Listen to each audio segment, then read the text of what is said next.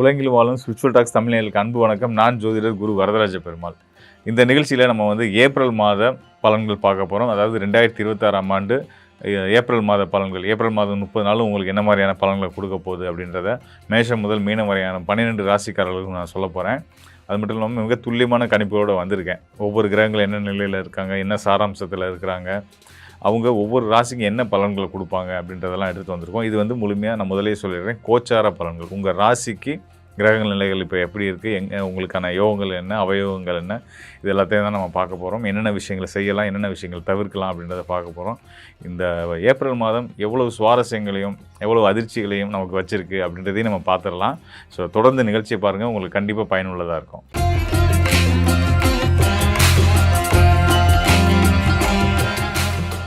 நீதி தேவனின் ஆசி பெற்ற ஆதிபத்தியம் பெற்ற மகர ராசிக்காரர்களுக்கு இந்த ஏப்ரல் மாதம் மிக சிறந்த உன்னதமான ராஜயோக காலம் அப்படின்றத சொல்லலாம். நல்ல நல்ல செய்திகள் கடல் கடந்து உங்களை சேரப்போகுது. வெளிநாட்டு யோகங்கள் பிரமாதமாக இருக்குது. நீங்கள் பல நாள் முயற்சி பண்ணி தடைபட்டு இருந்தக்கூடிய உங்களுடைய அனைத்து முயற்சிகளும், வெளிநாட்டு பயணம் மட்டும் இல்லாமல் எல்லா முயற்சிகளும் வெற்றியாகும் அப்படின்றதுக்கு ஒரு நல்ல அடையாளங்களோடு இந்த மாதம் அமைஞ்சிருக்கு. கிரக சூழல்கள் காரணங்களை நான் சொல்லிடுறேன்.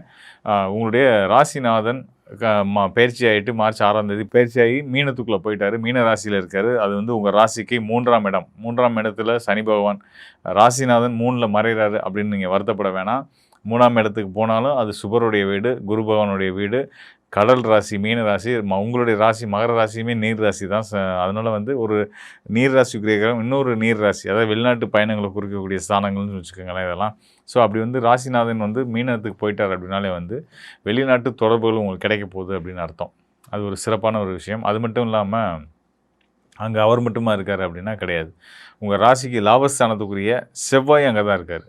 ஸோ செவ்வாய் உங்களுக்கு ராசிக்கு 4 மற்றும் லாபஸ்தானத்துக்கு 4ஆம் இடம் மற்றும் லாபஸ்தானத்துக்கு அதிபதியாக அவரும் உங்கள் ராசிநாதனோட சேர்ந்து 3ஆம் இடத்துல இருக்கிறார். பொதுவாக உங்களுடைய ராசிநாதன் சனியும் செவ்வாயும் கால பகைக்கிறார். அதாவது ஒன்றோட ஒன்று சேரும்போதெல்லாம் பிரச்சனைகளை சந்திக்கக்கூடிய அமைப்பு அது. ஸோ இந்த கிரகச்சேர்க்கை இருக்கும் பட்சத்தில் எப்படி நல்ல பலன் கிடைக்கும் நம்ம ராசிக்கு அப்படின்னு கேட்டிங்க அப்படின்னா, 3ஆம் இடம் அப்படின்றது உபஜய ராசி. உபஜய ராசியில் விதி அடிப்படை அதாவது விதி ஒன்று உண்டு, விதி விலக்கு ஒன்று உண்டு. அந்த வகையில் விதிப்படி சனி ராகு சேரக்கூடாது, சனி செவ்வாய் சேரக்கூடாது. இங்கே சேர்றாங்க. அப்போ விதி விலக்கா 3ஆம் இடத்துல அசுபர்கள் இருந்தால் நல்ல யோக பலனை செய்வாங்க அப்படின்ற விதி அடிப்படையில் கண்டிப்பாக நம்ம உங்களுடைய ராசிநாதனும் உங்கள் ராசிக்கு லாபஸ்தானத்துக்குரிய செவ்வாயும் 3ஆம் இடத்துல சேர்ந்து இருக்கிறதுனால அதில் செவ்வாய் விருச்சிக ராசிக்கும் அதிபதியாக வர்றாரு இல்லையா, நீர் ராசி அதிபதியாக வர்றாரு இல்லையா. அதனால் வெளிநாட்டு பயணங்கள் மூலிமா அல்லது வெளிநாட்டு தொடர்புகள் மூலிமா உங்களுக்கு நல்ல மாற்றங்கள் கிடைக்க போகுது அப்படின்னு சொல்லலாம். சில வெளிநாட்டு முயற்சி பண்ணிகிட்ருப்பீங்க, போகிறதுக்கு வேலைக்காக போகிற முயற்சி பண்ணிகிட்ருப்பீங்க, தடைப்பட்டுகிட்டே இருந்திருக்கும். அவங்களுக்கு அதுக்கான வாய்ப்புகள் கிடைக்க போகுது. பலர் வெளிநாட்டில் இருப்பீங்க, அங்கேருந்து இன்னொரு நாட்டுக்கு போகிறது இல்லை இன்னொரு வேலைக்கு மாறுறது இப்படின்ற முயற்சிகள் எடுத்துகிட்டு இருப்பீங்க. அதுக்கும் காலம் சாதகமாக இருக்குது அப்படின்றத நம்ம தெரிஞ்சுக்க முடியுது இந்த சனி செவ்வாய் சேர்க்கையின் மூலிமா. கூடுதலாக ஏப்ரல் 15ஆம் தேதிக்கு மேலே பார்த்திங்கன்னா உங்கள் ராசிக்கு 8க்குரிய சூரியன் பார்த்திங்கன்னா மகர ராசிக்கு 8ஆம் இடத்துக்கு அதிபதி யாருன்னா சூரியன். அவரும் பார்த்திங்கன்னா ஏப்ரல் 15ஆம் தேதிக்கு மேலே உங்கள் ராசிநாதன் சனியோடைய செவ்வாயோட போய் சேர போகிறாரு மீன ராசியில். இப்போ சூரியனை அங்கே சேராரு. சூரியனும் உங்கள் ராசிநாதனுக்கு பகை தான். ஸோ ஆனால் இருந்தாலும் அவரும் ஒரு அசுபகிரகம் தான்.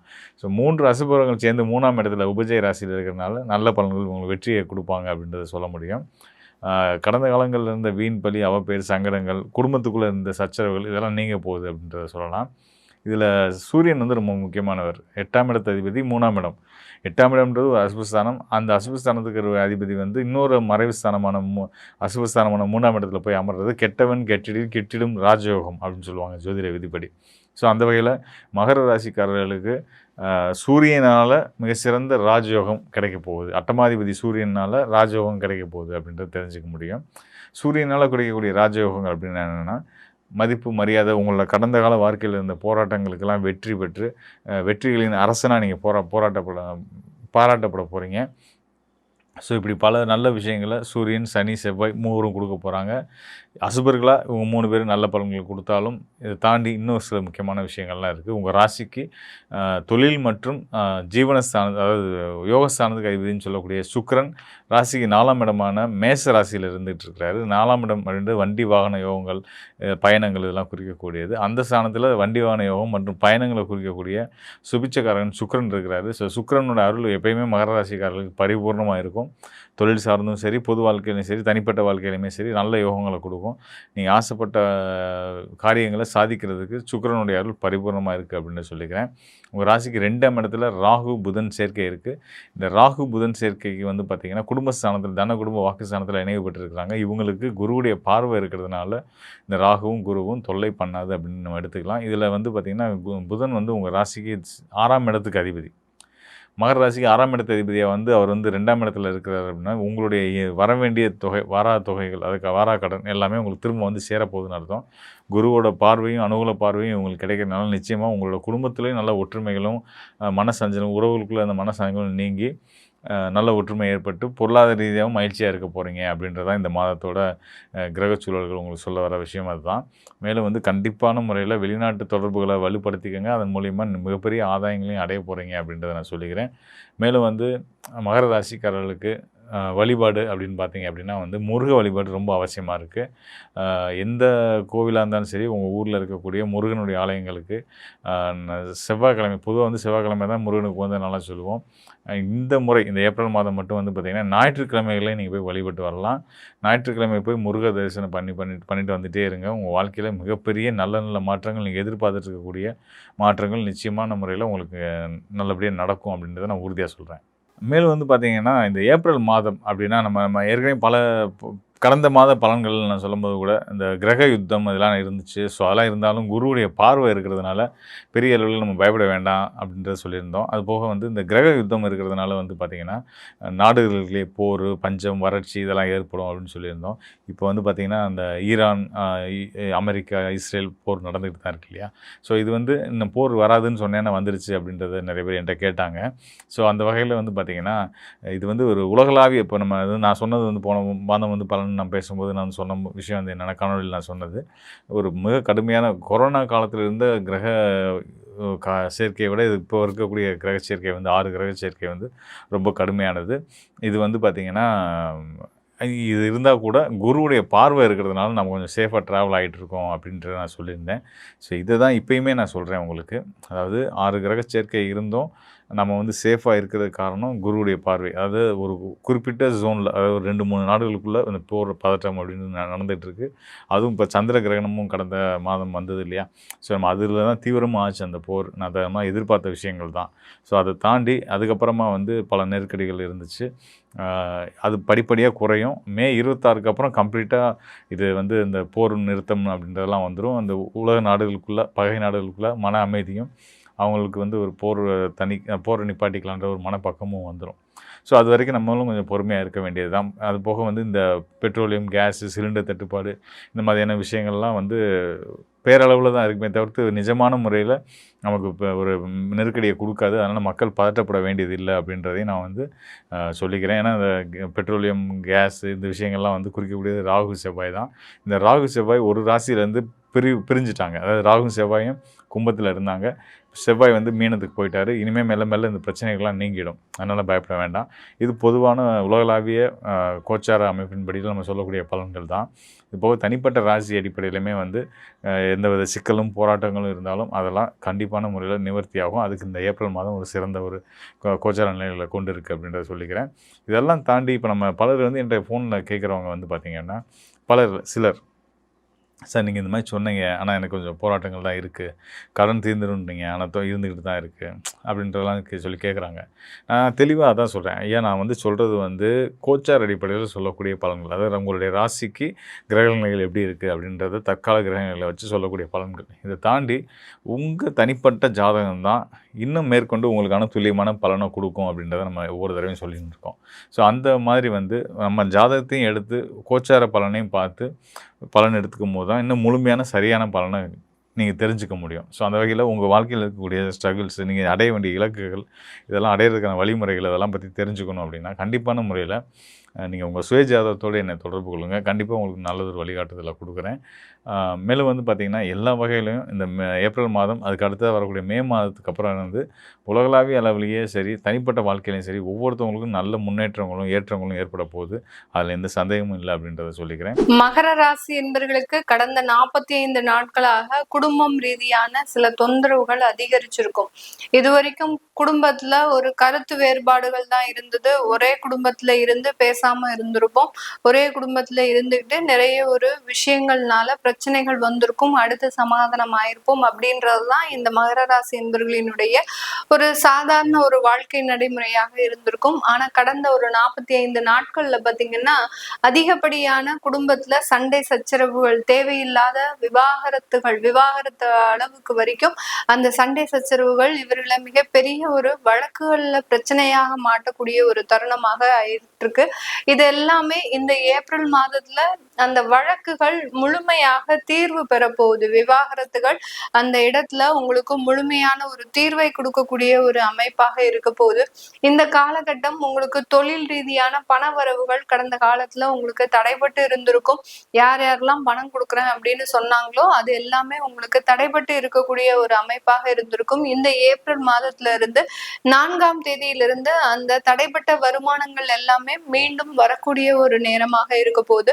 நிறைய மகர ராசி என்பர்கள் அந்த ரீட்டைல் ஷாப் சம்பந்தப்பட்ட தொழில இருக்கக்கூடியவர்களுக்கு நிறைய பொருள் இழப்புகள், நஷ்டங்கள் இதெல்லாமே கடந்த காலத்துல சந்திச்சிருப்பீங்க. அதற்குண்டான ஒரு இழப்பீடுகள் அப்படின்றது இந்த மாதத்துல இருந்து கிடைக்கிறதுக்கு உண்டான ஒரு அமைப்புகள் அப்படின்றது இந்த மகர ராசி என்பர்களுக்கு இருக்கும். மகர ராசி என்பர்களினுடைய வாழ்க்கையை பொறுத்த மட்டுக்கும் பெரிய அளவுக்கு அவர்கள் ஒரு நல்ல நிலைமைக்கு வரும்போது மிகப்பெரிய ஒரு பூகம்பம் கிளம்பி அந்த அந்த பிரச்சனைகளை வேறு விதமாக திசை திருப்பக்கூடிய ஒரு அமைப்புகளுக்கு போயிடும். ஒரு நல்லது நடக்குது வீட்டுல அப்படின்ற இடத்துல பாத்தீங்கன்னா அதற்குண்டான கெடுதல்கள் பாத்தீங்கன்னா அதிகப்படியாக வரக்கூடிய ஒரு அமைப்பு வாய்ந்தவர்கள் இந்த மகர ராசி என்பர்கள். கிட்டத்தட்ட 7.5 சனியிலிருந்து இந்த மாதிரியான சில விஷயங்களோட போராடி இப்பதான் கொஞ்சம் கடந்த காலத்துல ஒரு 6 மாத காலமாக நாங்க கொஞ்சம் ஒரு நிம்மதி பெருமூச்சு விட்டோம். ஆனா கடந்த ஒரு 45 நாட்கள்ல மிகப்பெரிய மனவேதனை, மிகப்பெரிய மனக்குழப்பங்கள், இன்னும் தீராத சில பிரச்சனைகள் எங்களோடயே டிராவல் பண்ணிட்டு இருக்குது. அந்த மாதிரியான சில விஷயங்கள்ல இருந்து இந்த ஏப்ரல் மாதம் இந்த மகர ராசி என்பவர்களுக்கு முழுமையாக நிவர்த்தி கிடைக்கக்கூடிய ஒரு நேரமாக தான் இருக்க போகுது. உங்களுடைய 4ஆம் இடத்துல சுக்கிரன் நிலை பெற்று இருக்கிறார். 5ஆம் இடத்திற்கு பயிற்சியாக போறார். 4ஆம் இடத்திற்கு சூரியனும் உச்சம் பெற்று வரப்போறார். அதனால இந்த ஏப்ரல் மாதத்துல இழந்த ஒரு சொத்துக்களை எல்லாம் நீங்க மீட்டெடுக்கக்கூடிய ஒரு நேரம்.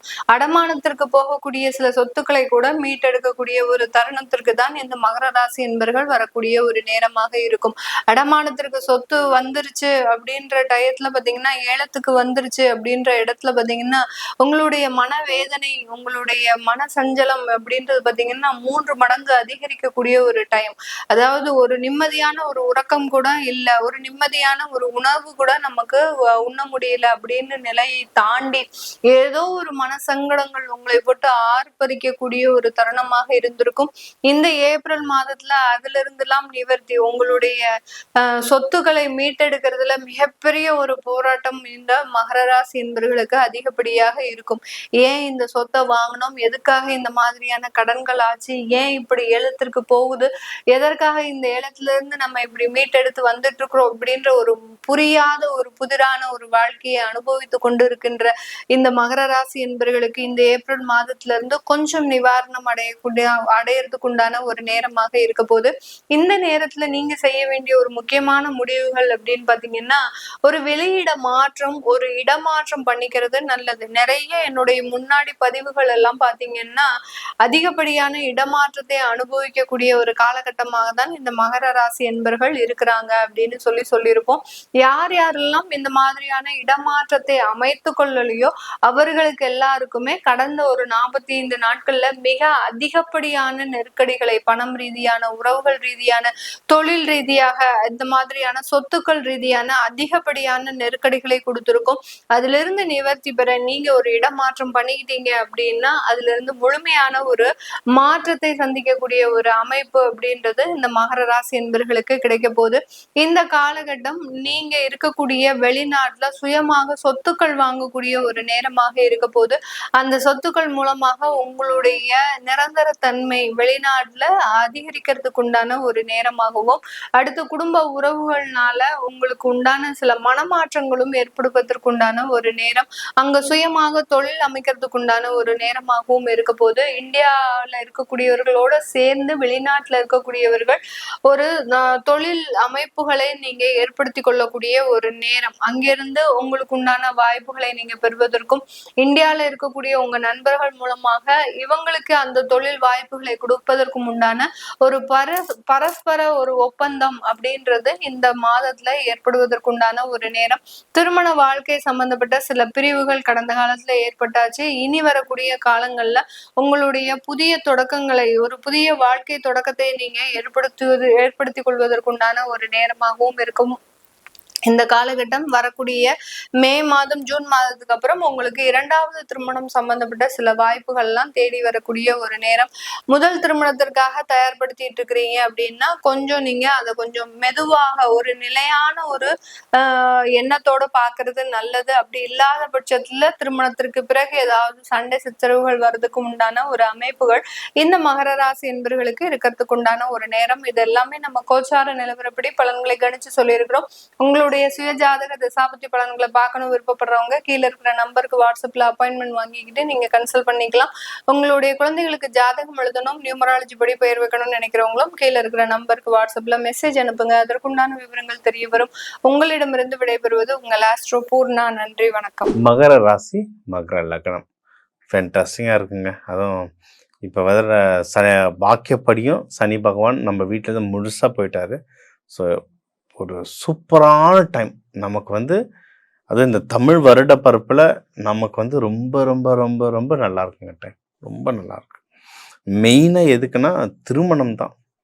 ஏன்னா இந்த 8 வருஷம்லாம் பட்ட பாடுக்கு ரொம்ப நொந்திருப்பாங்க.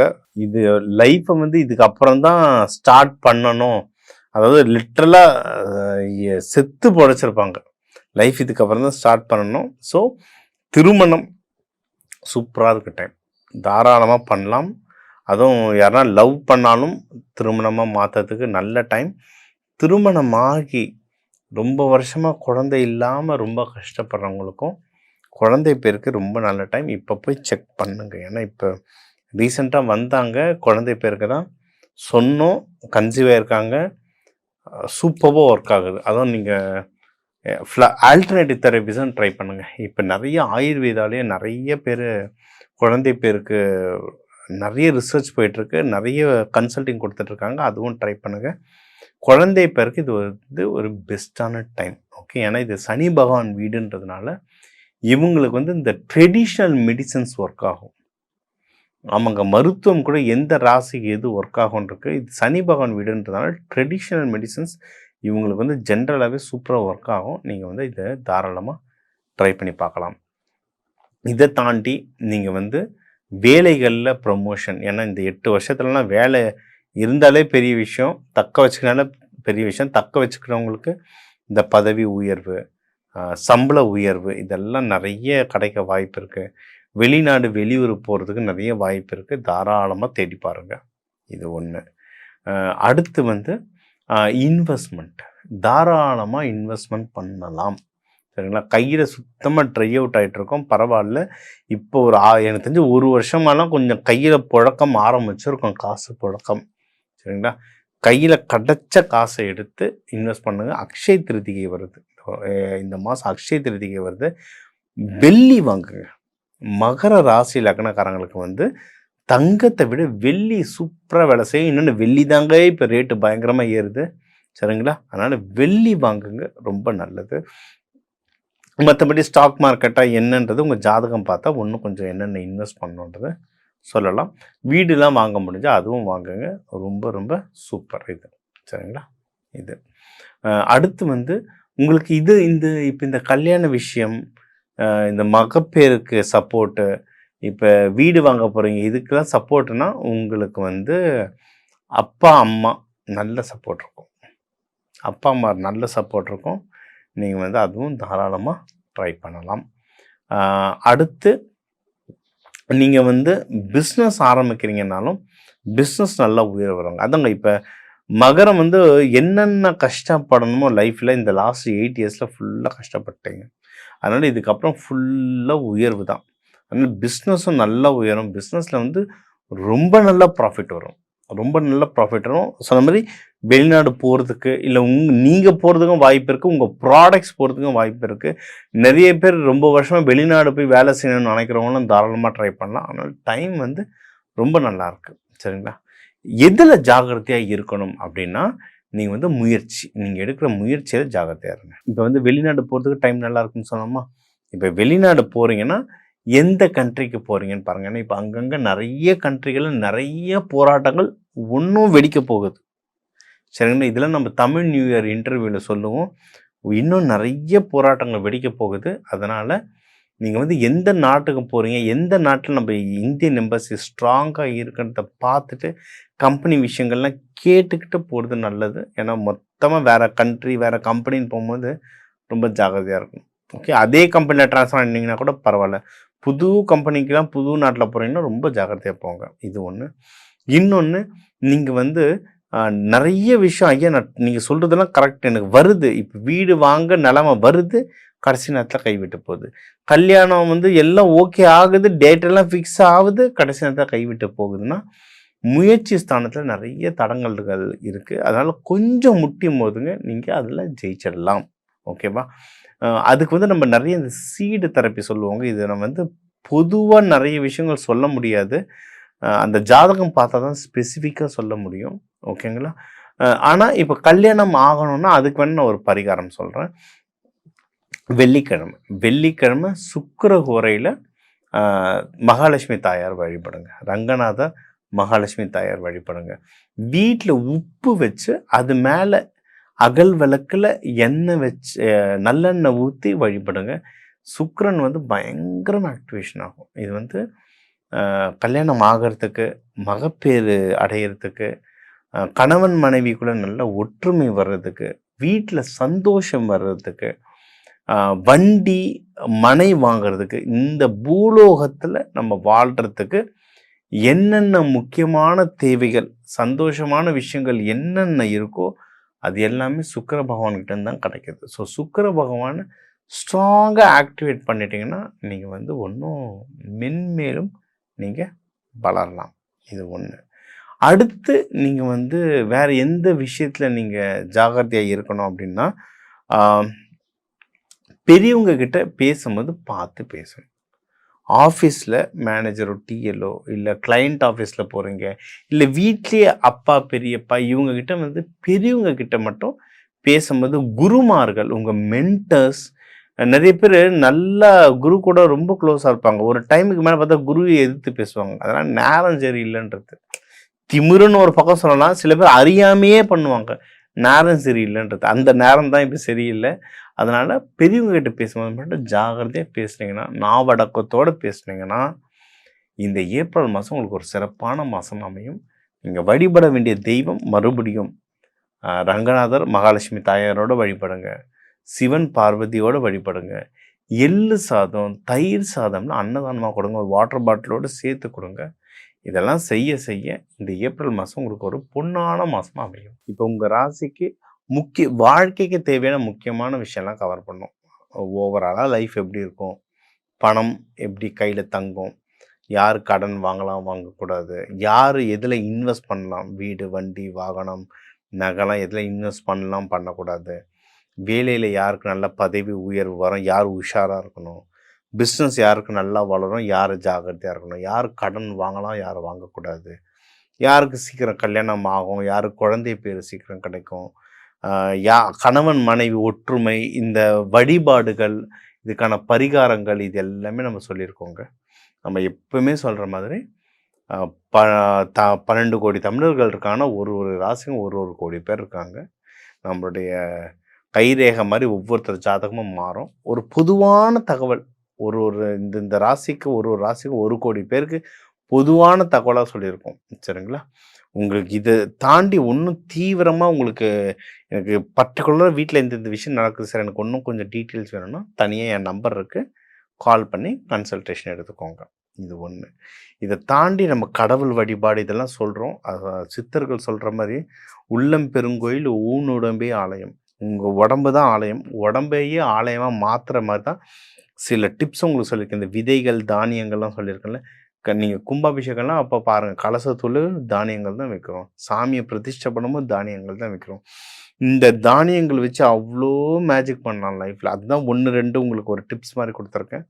கன்சல்ட்டிங்கில் உங்களுடைய பிரச்சனைகளை முழுசாக சொன்னும் போது உங்கள் ஜாதகத்தை கம்ப்ளீட்டாக பார்க்கும்போது இன்னும் நல்ல தீர்வுகள் இது சம்மந்தமாக கொடுக்கலாம்.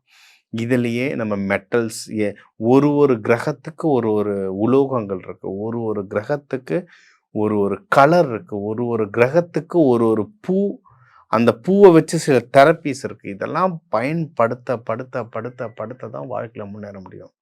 நான் பல ஜென்மாவாக பல கர்மா செஞ்சுட்டேன். ஆனால் எனக்கு ஒரு கோவில் சொல்லுங்கள், ஒரு பரிகாரம் சொல்லுங்கள், நான் போனோன்னு சரியாகணும் ஆகாதுங்க. இதுதான் ப்ராக்டிகாலிட்டி. இப்போ நம்ம சொல்கிறது எல்லாமே ஒரு இன்ட்ரோடக்ஷன். இந்த மாதிரி நடக்க வாய்ப்பு இருக்குது, இப்படி தான் போகுது, இந்த தெய்வத்தை பிடிச்சிக்கோங்கன்னு சொல்லிட்டு ஒரு இன்ட்ரோடக்ஷன். ஆனால் நம்ம ஜெயிச்சு மேலே வரணும்னா உள்ள தனியாக டெப்த்தாக இறங்கி இது ஒன்று என்ன பண்ணணும்னு எடுத்து கண்டினியூஸாக எக்ஸசைஸ் பண்ணுறவங்க தான். ஒரு நாள் ஜிம் போயிட்டு வந்தால் பாடி பில்டர் ஆக முடியாது. தினமும் போயிட்டு கண்டினியூஸாக புஷ்அப்ஸ் எடுத்துகிட்டே இருக்க வேண்டியதான். அதுக்கான ஒர்க் அவுட் பண்ணிகிட்டே இருக்க வேண்டியது. அந்த மாதிரி தான் இந்த ஜோதிடமும். நீங்கள் இது இப்படி ஒருத்தர் பேசுகிறாரு, இப்படி விஷயம் சொல்கிறாரு, எனக்கு கனெக்ட் ஆகுது, ஓகே இவர்கிட்ட நான் பேச போகிறேன், டிவைன் தினேஷ்கிட்ட பேச போகிறேன். நம்ம ஜாதகம் எடுத்து ஒவ்வொரு தெரப்பியாக சொல்கிறோம். எந்தெந்த மாதிரி உணவுகள் சாப்பிடணும், எந்தெந்த மாதிரி கலர் துணிகள் உடுத்தணும், எந்தெந்த தேவைக்கு எந்தெந்த மாதிரி நான் வழிபாடுகளை பண்ணணுன்றதை நீங்கள் ப்ராக்டிஸ் பண்ண வாழ்க்கையில் சிறப்பாக முன்னேறுவீங்க. நீங்கள் எல்லாரும் முன்னேறணும். இந்த தமிழ் வருட பரப்பு உங்கள் எல்லாருக்குமே நான் குமர இந்த அருணாச்சலேஸ்வரர் உண்ணாமுலையார் தாயாரால் எல்லாருமே நல்லா இருக்க டிவைன் தினேஷன் வாழ்க வளர்த்துறேன்.